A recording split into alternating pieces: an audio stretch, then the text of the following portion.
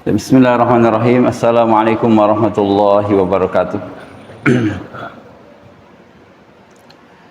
Innal hamdalillah nahmaduhu wa nasta'inuhu wa nastaghfiruh wa na'udzu billahi min syururi anfusina wa sayyiati a'malina. May yahdihillahu fala mudilla lahu wa may yudlil fala hadiyalah. Asyhadu an la ilaha illallah wahdahu la syarika lah.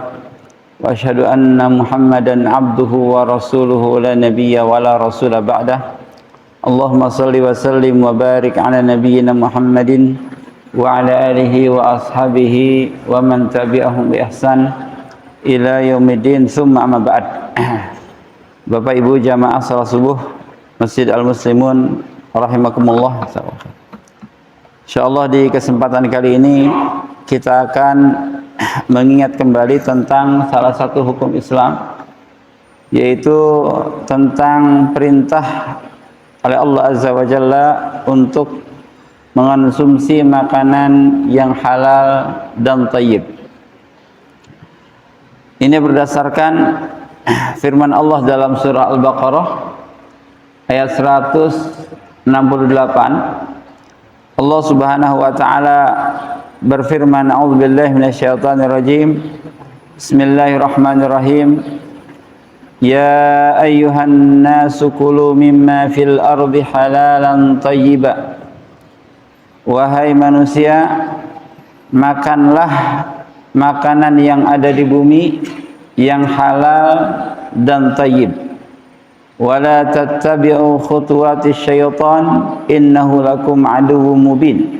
Dan janganlah kalian mengikuti langkah-langkah setan, sesungguhnya setan itu adalah musuh yang nyata bagi kalian. Jamaah rahimakumullah, As-Sa'di rahimahullah di sini seorang mufassir mengatakan bahwa ayat ini berlaku untuk seluruh manusia, baik mukmin ataupun kafir. Allah Azza wa Jalla memberikan anugerah yang besar untuk seluruh manusia, yaitu makanan-makanan yang ada di bumi, baik biji-bijian seperti beras, kacang-kacangan, ya, kemudian buah-buahan, daging-dagingan. Ini adalah makanan-makanan yang Allah Azza wa Jalla sediakan untuk manusia, ya.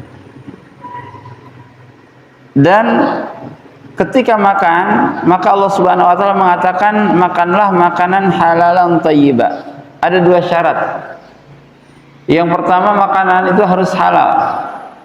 Maksud halal di sini yaitu muhallalan lakum tanawuluhu, makanan yang kalian halal ketika mengambilnya, bukan makanan hasil mencuri.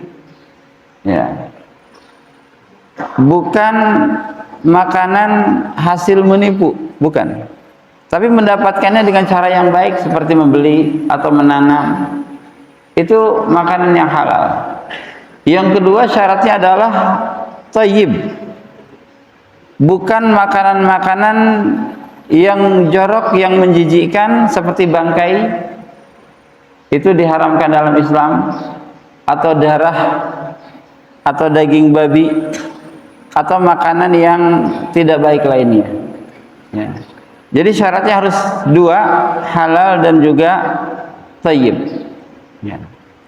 Selain halal dan thayyib, maka makanan itu berubah statusnya menjadi haram. Maka haram ini ada dua jenis.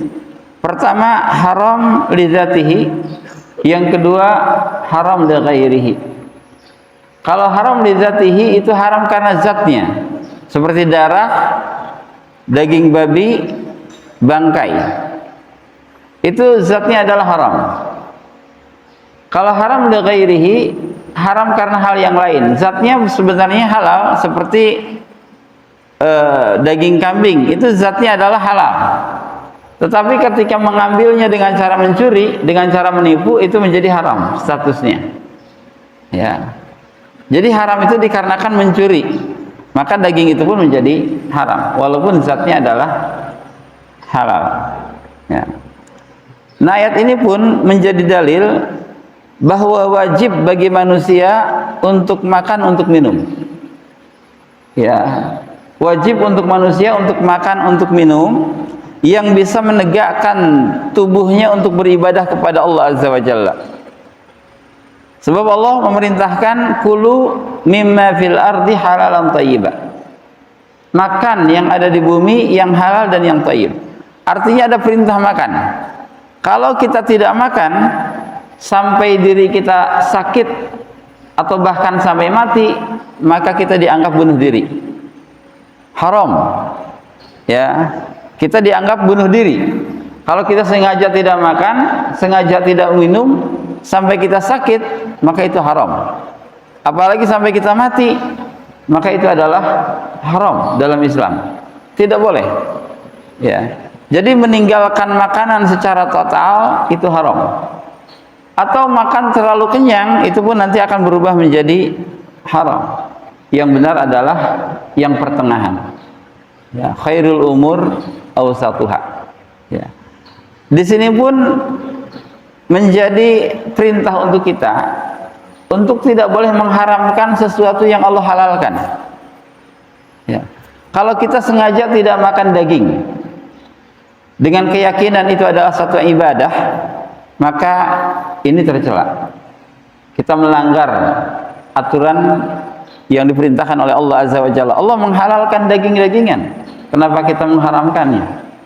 Ya, ada orang yang sengaja memang hanya makan buah dan sayur, tidak mau makan daging dengan tujuan beribadah.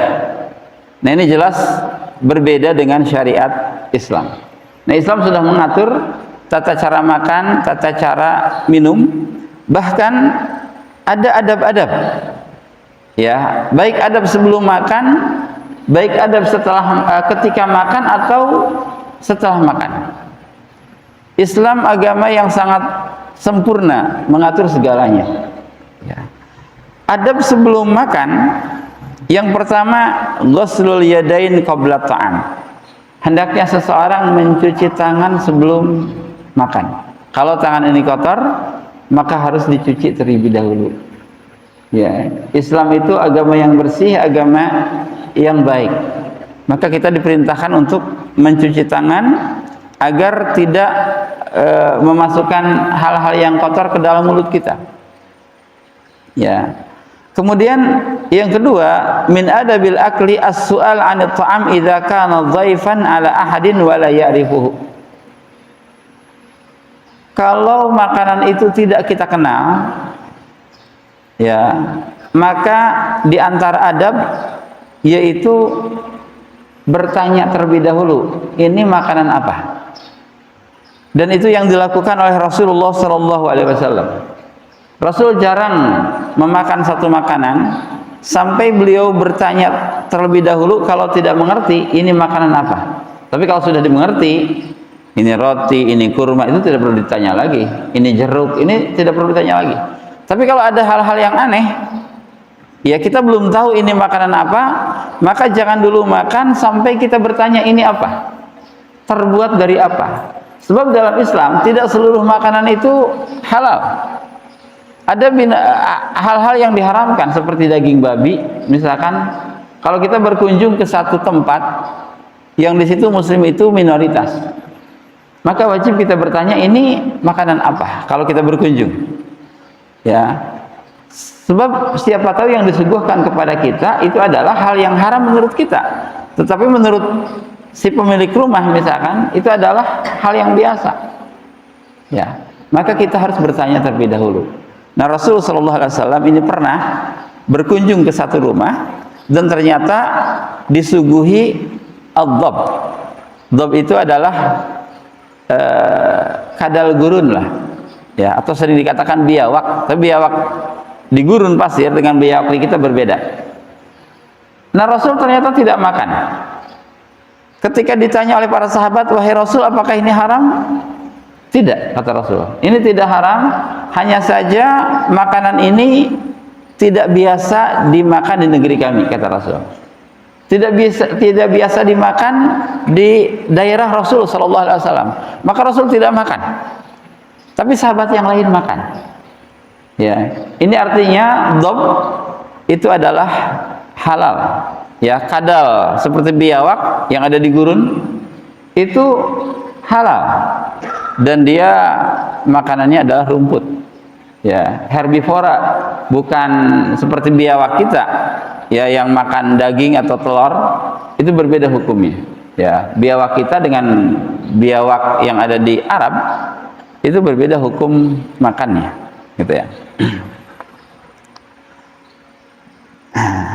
Nah, kemudian di antara adab sebelum makan yaitu al-mubadarah ilal akli idza quddima ilaihi ta'am min mudhifihi. Kalau kita bertamu kepada seseorang, kepada kawan kita, kemudian disuguhi makanan, maka di antara adab yaitu segera mencicipi makanan itu. Ya, segera mencicipi makanan itu. Itu termasuk kemuliaan. Untuk orang yang untuk penerima tamu itu adabnya segera menyediakan makanan. Untuk tamu itu adabnya segera mencicipi makanan. Sebab itu lebih menenangkan si penerima tamu. Ya, kalau tamu itu tidak makan-makan, ini perlu dicurigai. Ini ada apa? Kenapa tamu saya tidak makan? Nah, maka dalam Islam ya dianjurkan kalau kita bertamu kemudian dihidangkan makanan dan kita sudah mengetahui makanan itu, sudah terbiasa kita makan, maka hendaknya kita mencicipi makanan itu sebagai bentuk kemuliaan dan juga agar si penerima tamu menjadi lebih tenang. Ya. Nah, ada berikutnya yaitu at-tasmiyah qabla al-akli. Ya. Jangan lupakan Allah sebelum makan. Maka ucapkanlah bismillah. Nah, mayoritas ulama itu mencukupkan dengan lafaz bismillah tanpa tambahan ar-Rahman dan ar-Rahim. Ya, bismillah. Nah, Imam Nawawi rahimahullah mengatakan boleh menambah dengan bismillahirrahmanirrahim sebelum makan. Ya, tapi mencukupkan dengan bismillah itu pun cukup. Ya, ini berdasarkan sabda Rasulullah sallallahu alaihi wasallam ya dari Umar ibnu Abi Salamah. Dia mengatakan kuntu gulaman fi hijri Rasulullah sallallahu alaihi wasallam wa kanat yadi tatishu fi as-sahfah. Ya. Aku adalah seorang anak kecil yang berada di dekat Rasulullah sallallahu alaihi wasallam dan dahulu ketika kecil aku ini senantiasa nyomot makanan sana sini. Ngambil makanan ini, ngambil makanan itu. Anak kecil biasa. Ya, faqala li Rasulullah sallallahu alaihi wasallam. Kemudian Rasulullah sallallahu alaihi wasallam menasihatiku. Ya. Ya ghulam, sammillah wa kul bi yaminik wa kul mimma yalik. Wahai anak kecil, sammillah, ucapkan bismillah. Ya. Jadi sammillah, ucapkan bismillah sebelum makan. Dan makanlah dengan tangan kananmu dan makanlah makanan yang ada di dekatmu. Ya. Jadi 3 adab langsung yang Rasul ajarkan kepada anak kecil ini. Bacalah bismillah, makan dengan tangan kanan dan makan makanan yang ada di hadapanmu, jangan mengambil makanan yang ada di hadapan orang. Ya. Ini maksudnya kalau makanan itu satu jenis. Ya, lagi makan rame-rame dukuh misalkan, itu makan yang ada di hadapan kita, jangan yang ada di hadapan orang lain. Kalau satu jenis. Tapi kalau beda jenis, ya di sini dukuh, di sini rambutan, di sini anggur. Kita ingin ngambil anggur itu nggak apa-apa, walaupun lebih jauh, karena jenisnya berbeda. Tapi kalau sama jenis itu mimma yalik, yang ada di hadapan kita. Ya. Nah, kalau ketika kita makan lupa membaca bismillah sebelum makan, maka ucapkanlah ya bismillahi awwalahu wa akhirahu, atau bismillah fi awwalihi wa akhirihi. Itu boleh. Ya. boleh bismillah fi awwalihi wa akhirihi, atau bismillah awwalahu wa akhirahu, dengan nama Allah sejak awal sampai akhir. Ya, bahkan kalau kita lupa baca bismillah, ternyata nasi sudah habis, nambah 1 sendok lagi, ya, untuk membaca bismillah, nambah 1 sendok lagi untuk baca bismillah, bismillah fi awalihi wa akhirihi, baru makan. Itu seperti itu, ya, agar makanan yang masuk ke dalam perut kita itu menjadi makanan yang berkah, ya, makanan yang menjadi kesehatan untuk tubuh kita, bukan makanan yang menjadi penyakit, makanan yang bisa menguatkan kita untuk beribadah kepada Allah Subhanahu wa taala. Ya, jadi harus membaca bismillah. Nah, kemudian adab ketika makan. Kalau tadi sebelum makan, ya. Ketika makan, al-aklu bil yamin. Hendaknya makan dengan tangan kanan. Ya. Karena Rasul bersabda, la ya'kulanna ahadun minkum bishimalihi wa la yashrabanna biha. Janganlah seseorang di antara kalian makan dan minum dengan tangan kiri. Fa inna syaitana ya'kulu bishimalihi wa yashrabu biha. Karena setan itu makan dan minum dengan tangan kiri. Ya.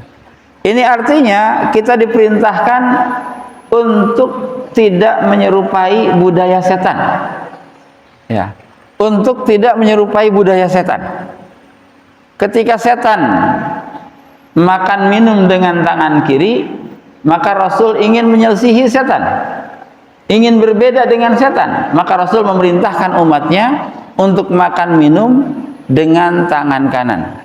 Dan betapa banyak kaum muslimin saat ini yang tidak memperhatikan adab ini, ya, makan dan minum tidak peduli apakah dengan kanan ataukah dengan kiri, ya, maka kita harus mencontohkan yang benar, yaitu makan dan minum dengan tangan kiri.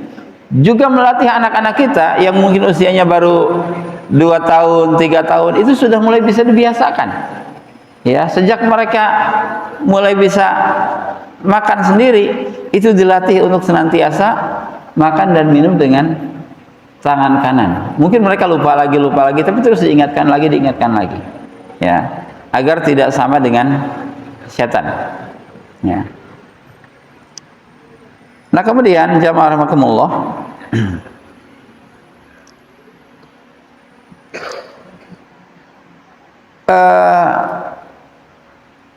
yaitu al-aklu mimma yalih.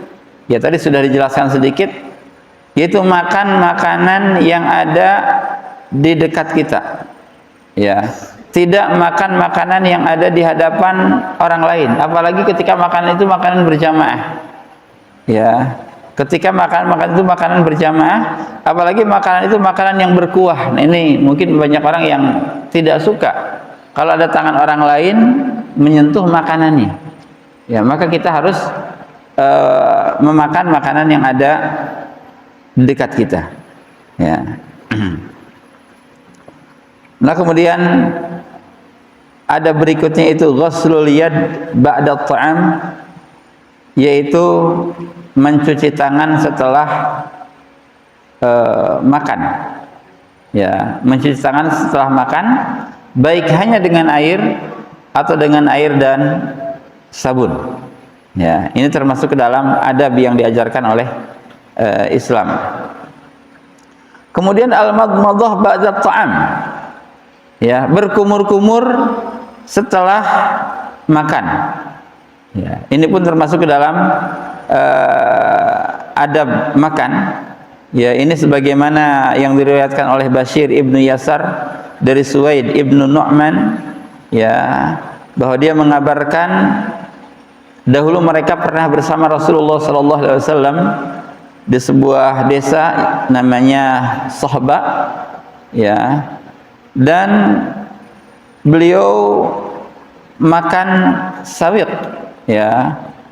Kemudian setelah makan, maka Rasulullah SAW pun, ya, meminta air dan beliau berkumur-kumur. Setelah berkumur-kumur baru beliau melakukan salat, ya. Jadi boleh seseorang salat setelah makan, ya, tanpa berwudu ketika wudunya masih ada. Artinya makan bukan termasuk pembatal wudu, ya, makan bukan termasuk pembatal wudu. Nah, kalau kita berada di jamuan orang lain, ya, kita dijamu oleh seseorang, maka hendaknya kita mendoakan, ya, mendoakan orang yang menjamu kita. Ya, di antara doa yang Rasulullah sallallahu alaihi wasallam ajarkan yaitu aftara indakumus saimun wa akala ta'amukumul abrar wa sallat alaikumul malaikah. Ya, terlebih kalau ini adalah makan buka bersama, ya, maka Rasul mendoakan aftara indakumus saimun, telah berbuka orang-orang yang berpuasa di rumah kalian, wa akala ta'amukumul abrar, dan orang-orang baik telah makan di rumah kalian, wa sallat alaikumul malaikah, ya, semoga malaikat bersolawat atas kalian. Arti malaikat bersalawat atas kalian yaitu malaikat memohonkan ampunan atau istighfar untuk kalian. Nah, di antara adab berikutnya, ya, adab ketika makan, yaitu disunnahkan, ya, disunnahkan kalau makan itu makanan yang bisa diambil oleh 3 jari, maka jangan menggunakan 4 jari. Ya, atau 5 jari. Seperti kurma atau kue-kue kering, itu cukup 3 jari. Ya. Ini. Tapi kalau makanan itu makanan yang ringan, yang susah diambil, maka boleh dengan 4 jari atau 5 jari. Ya. Apalagi nasi basmati misalkan. Ini susah diambilnya. Ya, dia lari terus, maka boleh dengan lebih dari 3 jari, ya, ketika memang makanan itu susah diambil dengan 3 jari. Tapi ketika mudah, maka, ya, di antara adab yaitu dengan 3 jari, ya. Ada berikutnya, Bapak Ibu rahimakumullah, yaitu aklul luqmah as-saqitah. Hendaknya kita memakan makanan yang terjatuh, ya, memakan makanan yang terjatuh. Rasul sallallahu alaihi wasallam, ya, dikatakan oleh Ibnu Anas, oleh Anas bin Malik, ya, kana idza akala ta'aman la'iqa asabi'ahu salas. Dahulu Rasul kalau makan makanan, beliau membersihkan dulu 3 jari yang digunakan untuk makan. Makan kurma misalkan, ini kalau masih ada sisa kurma itu dijilat dulu oleh Rasul. Ya. Qala idza saqatat luqmatu ahadikum falyumit anhal adza wal ya'kulha wala yada'aha li syaitan. Kalau makan makanan kalian itu jatuh, roti misalkan jatuh, ya, atau buah jatuh yang sedang kita makan, maka buanglah bagian yang kotor itu, buang bagian yang kotor, kemudian makan sisanya, kata Rasul. Yang kotornya buang, tapi yang bersihnya itu dimakan. Dan jangan sisakan untuk setan, ya, wala yada'ha lisyaitan, dan jangan sisakan untuk setan, kata Rasul. Sebab kalau dibuang semua, itu berarti, ya, maknanya disisakan untuk setan. Sedangkan setan itu adalah musuh bagi kita. Ya, maka jangan sampai kita membesarkan musuh kita. Ya, kalau bisa dikuruskan musuh kita, kuruskan. Kalau bisa dimatikan musuh kita, matikan setan itu. Ya, jangan kasih makan, jangan kasih minum. Ya, kalau seseorang makan dan minum tanpa baca bismillah, itu setan ikut makan dan minum. Maka jangan mereka kasih makan, jangan mereka kasih minum. Kita membaca bismillah sebelum makan, sebelum minum. Ya. Kemudian adamul ittika asna'al akal. Tidak bersandar ketika makan. Nah, ini makna bersandar itu banyak penafsiran.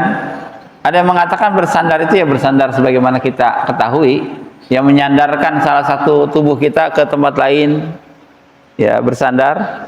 Atau mana bersandar itu adalah kita bersandar dengan tangan kiri ke belakang, kemudian makan dan minum dengan tangan kanan, gitu ya. Bersandar dengan tangan kiri. Nah, ini makna bersandar apapun sebaiknya dihindari ketika makan dan ketika minum, ya. Nah, ini hukumnya makruh, tidak sampai haram ya. Dari Ibnu Adi, ya, tapi dikatakan sanadnya dhaif. Ya, zajara Nabi sallallahu alaihi wasallam ay ya'tamid ar-rajul ala yadihi al-yusra indal akli. Ya. Rasul melarang seseorang bersandar dengan tangan kirinya ketika makan. Ya. Kemudian di antara adab ketika makan, ya, yaitu al-aklu ma'al jamaah. Ya, al-aklu ma'al jamaah, makan bersama jamaah yang lain. Baik jamaah itu adalah kawan kita ataupun keluarga kita. Ya, bareng-bareng bersama keluarga, misalkan tidak dibedakan waktunya. Ya, baik berjamaah itu dengan piring besar ataupun piring kecil masing-masing, tetapi di waktu yang berbarengan, itu pun termasuk ke dalam makna al-jamaah. Ya. Nah, adapun setelah makan, ini adabnya yaitu ya hendaknya kita berdoa kepada Allah Azza wa Jalla setelah makan. Ya. Dahulu Rasul sallallahu alaihi wasallam ketika makan, ya, beliau berdoa, Allahumma barik lana fihi wa at'imna khairan minhu. Ya Allah, berkahilah kami dalam makanan ini dan berikanlah kami makanan yang lebih baik dari itu. Ya. Jadi meminta kepada Allah Azza wa Jalla agar makanannya senantiasa baik. Ya. Kemudian juga kalau minum susu, ini khusus doanya, Allahumma barik lana fihi wa zidna minhu. Ya Allah, berkahilah aku dalam minuman ini dan berikanlah aku tambahan untuk meminum ini. Ya. Ini. Nah, ini di antara doa, ya. Atau doa-doa yang lain, ya, bentuknya masih banyak, ya, doa setelah makan. Nah, kemudian jamaah rahimakumullah, adab yang lain, ya, yang berlaku dalam makanan yaitu adamu dzammit ta'am. Tidak boleh seseorang merendahkan makanan atau mencela makanan. Ma'aban nabiyyu ta'aman qad in ishtahahu akalahu wa in karihahu tarakahu. Rasul tidak pernah mencela makanan. Kalau beliau suka, beliau makan. Kalau tidak suka, beliau diamkan tanpa celaan. Ya, terlalu asin, kurang asin, terlalu matang, kurang matang, gitu ya. Ini Rasul tidak mencela itu. Sebab bisa jadi menurut kita kurang asin, menurut orang lain ini pas. Menurut kita keasinan, menurut orang lain ini enak, gitu. Ya, sate ini kurang matang, bisa jadi banyak orang yang suka yang kurang matang, setengah matang bahkan.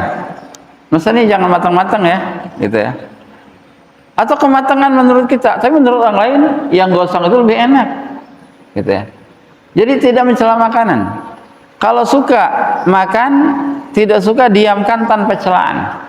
Itu dilakukan oleh Rasulullah sallallahu alaihi wasallam. Ya, baik buah-buahan ataupun yang lain. Buah duren. Jangan dicela, bau di duren nih. Enak, saya mual. Enggak usah berkata mual. Ya, kenapa? Banyak orang lain yang justru hobi dengan durian. Ya, itu. Jadi tidak mencela makanan. Menurut kita tidak lezat, menurut orang lain lezat. Ya, bawang bombay misalkan yang mentah, itu sebagian orang suka, sebagian orang tidak suka. Ya, jadi tidak mencela. Kepedesan, ini kurang pedas. Ya, itu Rasul tidak pernah mencela. Ya, menurut kita pedas, menurut orang lain ini kurang pedas justru. Nah, ini maka untuk menjaga hati orang lain juga yang mungkin mereka menyukai makanan itu. Ya, maka Rasul tidak pernah mencela makanan. Ya, ma'aban Nabi sallallahu alaihi wasallam ta'aman qat. Nabi tidak pernah mencela makanan apapun, inishtahahu akalahu wa in karihahu tarakahu. Kalau Rasul suka, Rasul makan, kalau tidak suka, Rasul diamkan. Nah, ini maksudnya makanan yang halal. Adapun makanan yang haram, ya ini jelas boleh dicela, bahkan dilarang. Ya, bahkan dilarang. Ya, kalau makan itu makanan yang haram, bangkai, misalkan bangkai itu adalah ya binatang yang mati tidak sesuai dengan sembelihan Islami, itu bangkai. Yang sesuai dengan sembelihan Islami, ya Bismillah Allahu Akbar sembelih, yaitu bukan bangkai. Ya, bangkai darah yang mengalir. Ini darah yang mengalir. Kalau yang tidak mengalir itu halal. Ya, kita nyembelih kambing. Itu di balik kulitnya, di balik uratnya masih ada darah yang kemasak misalkan, itu halal. Yang haram itu darah yang mengalir. Ya, daman masfuha. Darah yang mengalir itu yang haram. Yang tidak mengalir itu halal hukumnya. Ya. Nah, kemudian di antara adab makan yaitu ya al-i'tidal fit ta'am wa adamu mil'il batni, ya, yaitu pertengahan dalam makan, tidak memenuhi perutnya dengan banyak makanan. Ya, ma mala'a adamiyun wi'an syarran min batnin bihasbi ibni adam akalat yuqimna sulbahu. Tidak ada satu wadah, satu tempat yang paling buruk diisi banyak makanan daripada perutnya. Ya, jadi perut itu adalah wadah yang paling buruk ketika diisi banyak makanan. Cukuplah seseorang makan beberapa suap untuk menegakkan tulangnya. Nah, ini perintah awalnya. Hanya beberapa suap untuk menegakkan punggungnya agar dia bisa sholat dengan benar, bisa ruku dengan benar, gitu. Fa in kana la mahalah, kalau ingin nambah lagi itu boleh. Tapi maksimalnya apa? Fasulusun li ta'amihi, sepertiga perut itu buat makanan, wasulusun li syarabihi, sepertiga untuk minuman, wasulusun li nafasihi, sepertiga untuk nafas. Ya, jadi jangan bagian untuk nafas buat makanan juga. Jadi nggak bisa nafas. Ya, itu. Nah, biasanya kalau banyak makan, ini fisik tidak bisa diajak untuk beribadah, tidak bisa diajak untuk berpikir. Ya, betapa sering kita ingin berpikir, tapi ketika terlalu kenyang susah berpikir. Ya, betapa sering kita sholat malam taraweh ngantuk, terkalahkan oleh ngantuk dikarenakan ya terlalu banyak berbuka. Ya, nah ini hadiyun Nabi dalam makanan, yaitu tidak terlalu banyak makan. Ya, dan juga penyakit itu biasanya bersumber dari perut kita. Ya, orang yang gampang sakit biasanya sumber penyakit pertamanya adalah dikarenakan makanan. Nah, adab yang lain, ijtinabul akli wasyurbi fi aniyatiz zahab wal fiddah li'annahu muharram. Hendaknya kita menghindari makan dan minum dengan gelas atau piring yang terbuat dari emas atau perak. Itu haram. Ya, sengaja beli sendok emas. Wah, karena duitnya terlalu banyak nih. Sengaja mesen sendok emas buat makan. Ya, atau gelasnya gelas terbuat dari emas. Ya, dari perak. Itu haram. Dalam Islam haram. Ya, haram. Karena Rasul mengatakan la talbasul harir walad dibaj wala tashrabu fi aniyatiz zahab wal fiddah wala ta'kulu fi sihafiha fa innaha lahum fid dunya wa lana fil akhirah. Janganlah kalian menggunakan harir wad dibaj, sutra, baik yang tebal ataupun yang tipis. Ini maksudnya untuk laki-laki. Ya. Jangan menggunakan sutra dan jangan minum atau makan di bejana yang terbuat dari emas dan perak atau terbuat dari piring dari emas dan perak. Karena emas dan perak itu untuk mereka, untuk orang-orang kafir di dunia dan untuk kita di akhirat. Ya. Adapun perempuan sekedar menggunakan perhiasan boleh, emas atau perak. Ya, atau laki-laki menggunakan cincin perak itu masih diperbolehkan. Tapi kalau makan dan minum, baik laki-laki ataupun perempuan, ini haram menggunakan emas atau perak. Ya, karena ini untuk mereka orang kafir di dunia dan untuk kita di akhirat. Kalau di akhirat baru gelas dan piringnya terbuat dari emas dan perak. Nah, kemudian mengucapkan alhamdulillah ketika selesai makan. Innallaha la yarda 'anil 'abdi ay ya'kulal aklah fayahmaduhu 'alaiha wa yashrab asyurbah fayahmaduhu 'alaiha. Sesungguhnya Allah ridha terhadap seorang hamba kalau dia selesai makan dan minum kemudian mengucapkan alhamdulillah. Ya, dan bentuk doanya banyak, diantaranya mengucapkan alhamdulillahilladzi at'amani hadza wa razaqanihi min ghairi haulin minni wala quwwah. Nah, jamaah rahimakumullah, untuk makan halal dan thayyib ini sangat penting, sebab kalau makan itu makanan yang haram, maka ini mengandung dampak yang buruk dan banyak sekali dampak buruknya. Ya, diantaranya makan makanan yang haram ini akan membuat kita kurang semangat dalam beramal saleh. Ya, bahkan ketelanjangan yang terjadi di zaman ini, baik laki-laki ataupun perempuan, itu disebabkan makan makanan yang haram. Adam alaihissalam dan Hawa ketika memakan dari buah pohon larangan di dalam surga, itu langsung terlepas pakaiannya. Ya, langsung terlepas pakaiannya dikarenakan memakan buah yang diharamkan oleh Allah Azza wa Jalla. Nah, maka manusia laki-laki ataupun perempuan yang saat ini gemar membuka auratnya di tengah jalan, ini ya apa dampak dari konsumsi makanan atau minuman yang haram ya selama ini.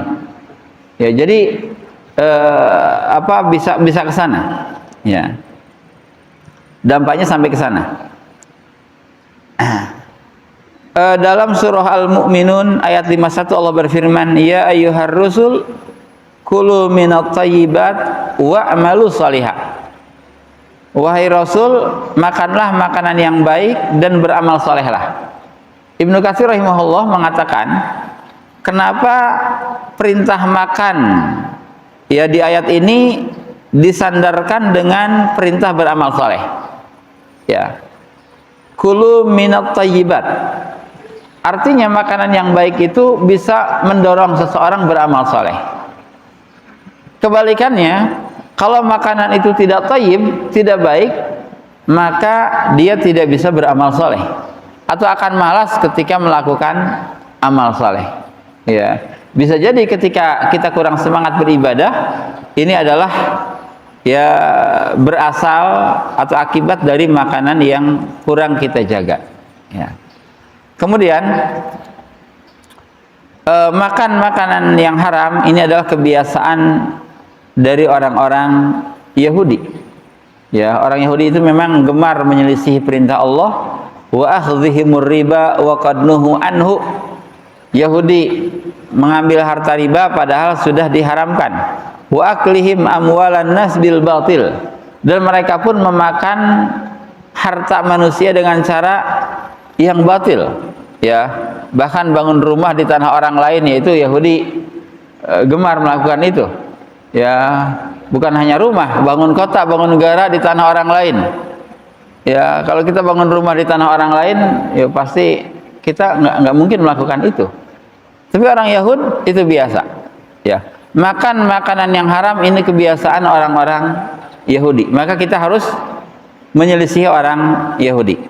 Kemudian, ya, yang paling buruk ini badan yang tumbuh dari harta yang haram ini berhak untuk disentuh api neraka.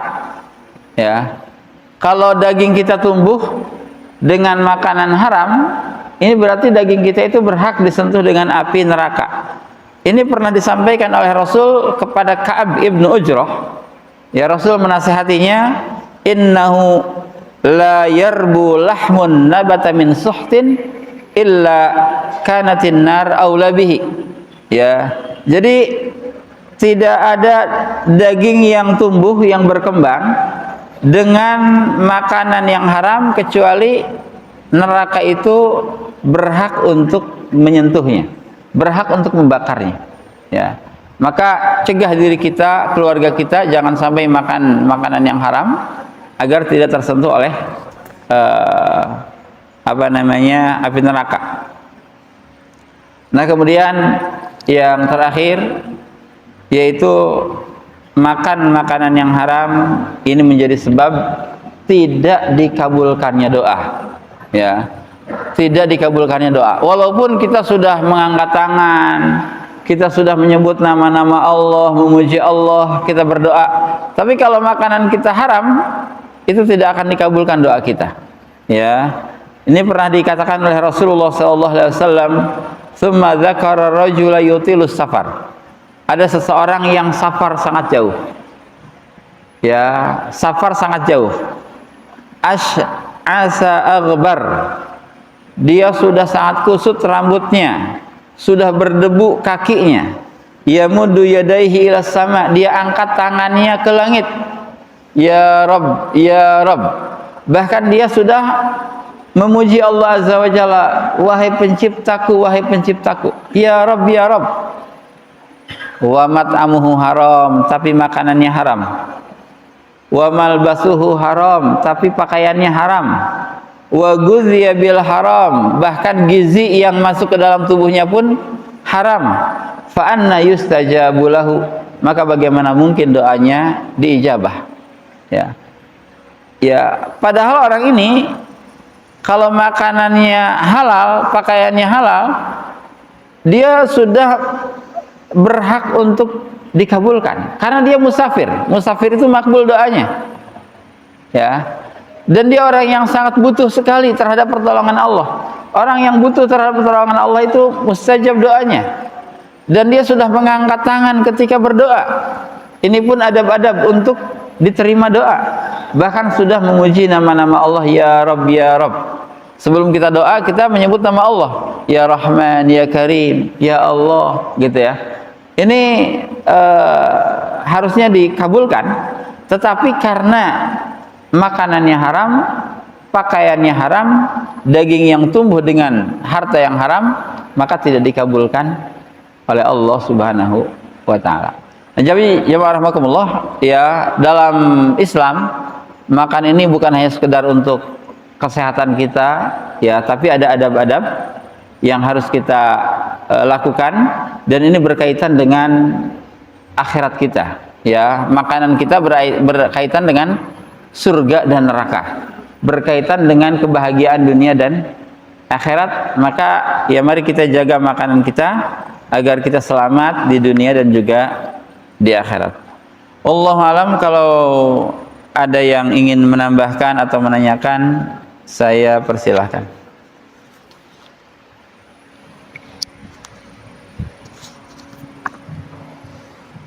Bismillah. Assalamualaikum Ustaz. Waalaikumsalam warahmatullahi wabarakatuh. Mau bertanya tentang konspirasi bawang putih. Jadi saya pernah nemu satu kajian bahwa katanya setan itu sangat menyukai hal-hal yang dibenci sama malaikat. Sampai akhirnya di Hollywood gitu, bahwa katanya kalau supaya tidak ada vampir, banyakin bawang putih di rumah katanya gitu. Padahal saya nemu satu hadis bahwa malaikat tidak menyukai bau bawang putih. Nah, kaitannya dengan hadis itu masuk ke halalan thayyiban tadi nggak? Terima kasih. Baik. Jazakallahu khair. Setan itu ya tidak takut dengan bawang putih. Ya, juga tidak takut dengan bawang merah. Ya, itu tidak takut. Setan akan takut kalau kita berzikir kepada Allah Azza wa Jalla. Ya, di dalam tafsir surah An-Nas ketika menafsirkan ya tentang sifat al-khannas, yaqul a'udzu birabbin nas, malikin nas, ilahin nas, min syarril waswasil khannas. Setan itu sifatnya khannas, arti khannas itu makhluk yang mendekat dan juga menjauh. Nah, setan itu bisa mendekat juga bisa menjauh. Kapan setan mendekat? Setan akan mendekati manusia ketika dia lalai dari Allah Azza wa Jalla. Ketika dia tidak berzikir kepada Allah, dia akan mendekat. Bahkan ketika kelalaiannya sangat jauh, setan bisa menempelkan bibirnya di dada manusia, di hati manusia, dan membisikkan sesukanya. Ya. Dan dia akan jauh ketika manusia berzikir kepada Allah Azza wa Jalla. Bahkan lari terkencing-kencing kalau mendengar suara azan, bukan mencium aroma bawang, gitu ya, bukan itu. Nah, Rasul SAW memang melarang kita memakan bawangan atau makan makanan yang berbau ketika akan masuk masjid. Ya, ketika akan masuk masjid. Karena malaikat tersakiti dengan bau mulut seseorang. Ya, malaikat membenci bau itu, bukan setan yang benci, malaikat membenci bau mulut seseorang karena setelah makan bawang putih, bawang bombay atau pete atau jengkol, kemudian masuk masjid. Ya, itu. Sebagaimana manusia yang lain pun tidak menyukai itu aromanya, tapi kalau petainya suka, gitu ya. Tapi aromanya, itu manusia pun tidak menyukai. Bahkan dirinya sendiri pun ternyata nggak suka aromanya. Diri orang yang makan pun nggak suka aromanya. Ya. Nah, maka kata Rasul, kalau ingin makan bawang-bawangan, maka matikan dulu aromanya dengan cara dimasak dengan sempurna masaknya. Maka dia akan mematikan aromanya itu. Ya, atau mengurangi banyak, ya, tidak memakan yang mentahnya, gitu ya. Atau kalau kita makan, ya, kalau misalkan zuhur masih lama, ya silahkan makan jam 9 misalkan, ya, dia masih lama zuhur untuk salat berjamaah, gitu ya. Wallahu a'lam. Assalamualaikum warahmatullahi wabarakatuh. Waalaikumsalam. Dan ini dalam kehidupan sehari-hari dan klasik lah ya, sebetulnya yang dipertanyakan kaitan dengan pembelian daging ayam atau daging sapi di pasar. Itu kan baik ataupun makanan kemasan yang ada di toko-toko gitu ya, kaitan yang seperti keju kornet ataupun makanan yang di dalamnya mengandung hewani gitu. Nah, kaitan dengan itu seperti kita membeli daging ayam atau daging sapi di pasar itu, kita kan tidak menanyakan tentang penyembelihannya, apalagi tentang ayam gitu ya. Nah, ini kan tidak tahu bahwa itu disembelih dengan baik atau tidak. Nah, bagaimana sebaiknya sikap kita untuk membeli barang demikian, itu pertama. Yang kedua, kaitan dengan hewan yang hewan buas, hewan melata, dan hewan yang hidup di dua alam. Nah, itu kan menjadi debatable, itu kan menjadi pertikaian antara halal dan haram, itu beberapa pendapat. Yang ketiga mungkin kaitan tadi yang kita bahwa doa kita tidak diterima apabila kita memakan makanan yang haram. Nah, bagaimana sikap kita? Kita tidak tahu bahwa kita itu pernah atau tidak makan makanan haram. Untuk selanjutnya supaya doa kita diterima itu tobat yang bagaimana yang harus kita lakukan. Terima kasih Ustaz. Assalamualaikum warahmatullahi wabarakatuh. Waalaikumsalam warahmatullahi wabarakatuh. Baik, untuk yang pertama kita berikan hukum global. Orang Bogor mayoritasnya adalah Muslim. Ya, mayoritasnya adalah Muslim. Sehingga kemungkinan besar setiap ayam yang dijual itu disembelih oleh seorang Muslim dengan cara Islami. Begitu juga sapi dan yang lainnya. Kalau sudah dijadikan makanan kornet ya di kaleng, maka kita tinggal lihat apakah ada label halal ataukah tidak.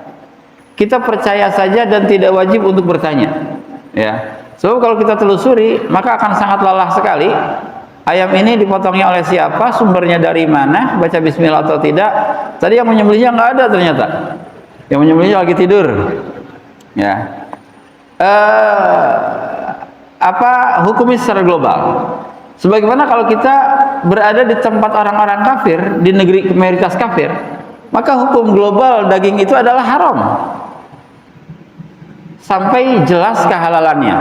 Tapi kalau di sini hukum globalnya adalah halal sampai jelas keharamannya. Itu berbeda. Ya, karena mayoritas kita adalah Muslim. Ya, mayoritas adalah Muslim. Walaupun untuk ayam ada orang yang menyembelih ayam yang sudah mati. Itu bisa dideteksi dari lehernya. Kalau lehernya hanya bulat dikit potongannya, bolong dikit ya. Itu tidak mungkin ayam hidup itu bolong dikit. Dia pasti lebar sembelihannya. Gitu ya. Biasanya kalau ayamnya bolong dikit di sini itu adalah ayam yang mati kemudian disembelih. Ya, maka kalau beli ayam lebih baik satuan. Dilihat lehernya. Ya, kalau sembelihannya lebar itu ayam hidup. Tapi kalau bolong dikit di sini itu banyak juga yang dijual tuh. Itu adalah ayam yang mati yang disembelih itu haram. Itu bangkai. Ya. Itu yang pertama. Kemudian yang berikutnya, kalau kita ingin bertobat, kita tidak tahu ya apakah kita makan halal ataukah tidak. Ya, kalau tidak tahu maka insya Allah dimaafkan oleh Allah Azza wa Jalla. Ya, kemudian kita taubat, ya taubat global saja dari seluruh dosa yang kita lakukan. Ya, seluruh dosa yang kita lakukan insya Allah itu diterima oleh Allah Subhanahu wa taala. Ya, taubat kita diterima dengan taubatan nasuha. Ya. Kemudian yang kedua tadi saya agak lupa. Oh ya, binatang ya. Tentang binatang. Ya, apa saja binatang yang halal, apa saja binatang yang haram. Ada kaidah dalam mazhab Syafi'i. Hukum asal seluruh binatang itu adalah halal. Sampai ada nas yang mengharamkannya. Ya. Kemudian seluruh binatang yang ada perintah untuk dibunuh adalah haram untuk dimakan. Dan juga binatang yang dilarang untuk dibunuh adalah haram untuk dimakan. Jadi yang diperintahkan dan yang dilarang itu haram untuk dimakan. Seperti yang diperintahkan itu, kita diperintahkan membunuh cicak, berarti haram. Kita diperintahkan untuk membunuh kalbul akur, anjing galak atau yang bertaring gitu ya. Itu atau singa atau apa? Atau ular, itu diperintahkan untuk dibunuh. Maka daging ular ini haram. untuk dimakan, ya, karena ada perintah untuk membunuhnya. Burung gagak itu diperintahkan untuk membunuhnya, ya, itu berarti haram untuk dikonsumsi. Ada binatang yang haram untuk dilarang untuk dibunuh, seperti kodok, ya. Kodok atau bancet itu ada larangan untuk membunuhnya, maka binatang itu adalah haram juga untuk dimakan, ya. Tapi yang lain yang tidak ada perintah dibunuh ataupun tidak dibunuh, seperti ayam, nggak ada perintah membunuh, nggak ada larangan untuk membunuh, ya, itu halal. Kalau syubhat, ada seperti buaya. Buaya itu diperselisihkan oleh para ulama. Ada yang mengatakan halal, ada yang mengatakan haram. Ibnu Utsaimin, ya, itu mengatakan boleh, halal. Kemudian Syekh Fauzan, seorang ulama Saudi juga, itu mengatakan haram. Nah, bagi kita kalau diperselisihkan, lebih baik kita jauhi saja. Sebab itu syubhat. Ya, sampai kita yakin ilmunya, kalau yakin baru kita konsumsi atau tinggalkan. Ya, yang pasti halal kita makan, yang pasti haram kita tinggalkan, yang ragu kita tinggalkan tanpa melarang juga tanpa memakannya. Allahu a'lam.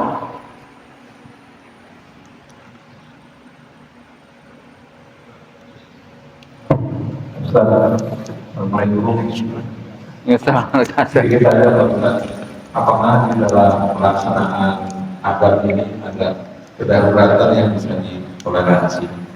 Saat ini kalau kita datang ke resepsi pernikahan, itu kan jarang kursi itu tersedia, maka acara makan itu standing party atau makan bukit. Dan kedua, kalau makan itu ada sendok adat, biasanya tidak terhindarkan, nggak diseret-seret ke kanan dulu untuk tangan kanan, tangan kiri menjadi ikut berpartisipasi untuk memasukkan tangan kanan. Itu bagaimana? Terima kasih. Assalamualaikum. Iya, makan berdiri, ya, makan berdiri ini pertama, ya, memang adabnya duduk lebih baik, tapi berdiri tidak dilarang, ya. Ada yang mengatakan hanya makruh kalau membiasakan berdiri. Sesekali kalau memang tidak disediakan bangku atau kita memang harus berjalan sambil makan, silakan makan sambil berjalan sesekali, ya. Untuk adab setiap harinya, maka duduk lebih baik daripada berdiri, ya. Tapi kalau memang tidak ada bangku atau kita harus berjalan sambil berjalan karena waktu terus berjalan, ya, kita terlambat misalkan kesiangan, maka silakan makan sambil berjalan sambil berdiri, gitu, ya. Untuk makan dengan tangan kiri itu tidak boleh, itu haram, ya, karena diserupakan dengan setan. Harus dengan tangan kanan, tidak boleh dengan tangan kiri, kecuali kalau tangannya sakit. Tangannya sakit atau buntung misalkan, nggak ada tangan kanannya, maka silahkan dengan tangan kiri, ya. Kidal juga tidak boleh, ya, sebab kita biasanya dengan tangan kanan, minum dengan tangan kiri sangat bisa, gitu, ya, sangat bisa, insya Allah. Allahu a'lam. Sudah? Baik. Baik, masih ada? Oh iya. Tentang tadi pemakanan yang digelar. Tadi katanya bahwa kita tidak boleh mengelar, terus kita meninggalkan. Padahal kita itu harus makan itu harus habis. Gimana kalau misalnya saya merasakan itu asin, kemudian saya tinggal, apakah itu tidak dianjurkan? Apakah bisa itu mesti dihabiskan, gitu Ustaz? Ya, terima kasih. Apakah makanan itu harus dihabiskan, ya? Iya. Ketika kenyang. Apakah itu boleh disisakan, gitu? Iya, Jadi iya. kan disampaikan bahwa kalau kita menyela itu kita Iya. tinggalkan, gitu. Sedangkan kita itu baru sekali suap itu merasa asin, terus kita Oh, iya, iya. tinggalkan. Apakah itu boleh? Iya. Baik, iya. Kalau kita makan ternyata tidak kita sukai, maka tinggalkan, nggak apa-apa. ya tinggalkan sisanya. Tidak harus dihabiskan. Kita tinggalkan karena kita tidak suka, tanpa celaan. Ya, walaupun tidak dibuang, siapa tahu ada orang yang menginginkan. Ya, kita tidak mencela makanan itu.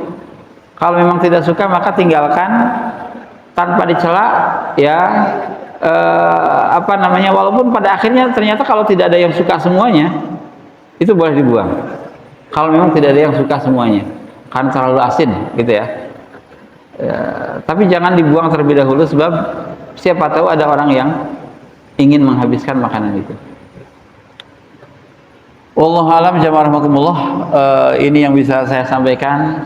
Sebenarnya cukup ya. Mohon maaf atas segala kekurangan. Subhanakallahumma wa bihamdika asyhadu an la ilaha illa anta astaghfiruka wa atubu ilaik. Assalamualaikum warahmatullahi wabarakatuh.